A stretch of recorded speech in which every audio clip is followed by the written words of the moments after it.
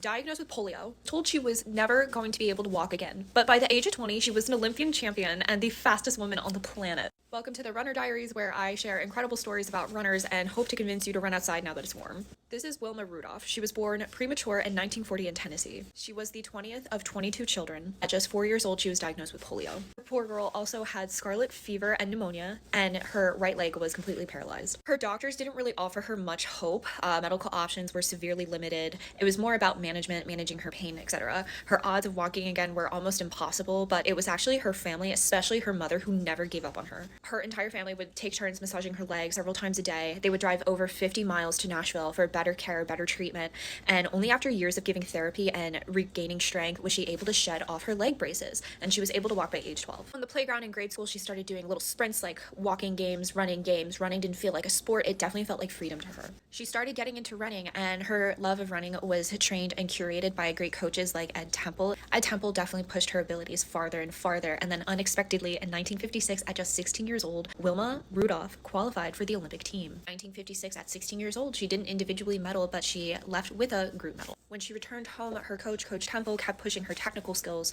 and really molded Rudolph into a world-class athlete. When you would see her run, her style of running was so effortless and really graceful. People called her a gazelle, like a long-legged gazelle, when they would watch her run. She had such long, powerful strides, which enabled her to cover more track distance than a lot of her peers. Analysts also say that she had a high degree of tactical intelligence that was molded by Ed Temple. As a runner, she knew when to conserve her speed and when to really push the boundaries. The 1960 Olympics, 4 years after her Olympic debut, she killed it. She won 3 gold medals, making her the first American woman to ever do so. She stood on those podiums in Rome 3 times.